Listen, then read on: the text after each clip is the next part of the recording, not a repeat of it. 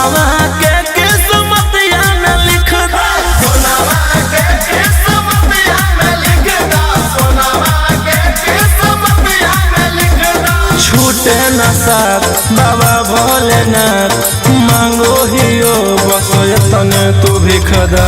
जनुआ के किस्मतिया में लिख दा, सोनावा के किस्मतिया में लिख दा।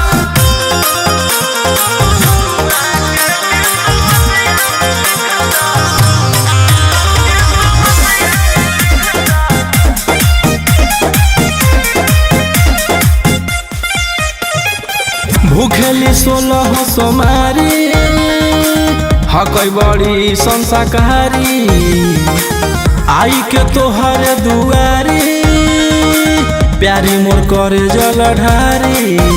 ओकर चेहरा पर खुशी सजैले रही हम, बस एतने तू किरत बनैले रही हम। बाबा महाकाल रखी ह खुशहाल, जैसन चाहल में हरारू बसन कदम। जनुआ के किस्मतिया में लिख दा, सोनावा के किस्मतिया में लिख दा।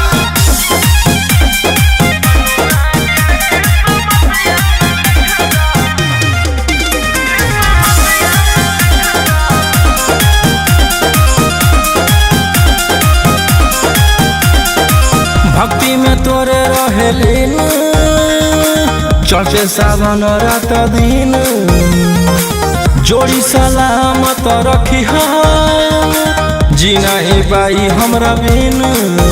भले अलग है डोर के जतिए बाबा, बाकी तोरे बनई हो जीवन साथिए बाबा। कहे रौशन रोही चाही ना कोई, ओमकांत के जीवन जिए के टेरी कदा। जनुआ के किस्मत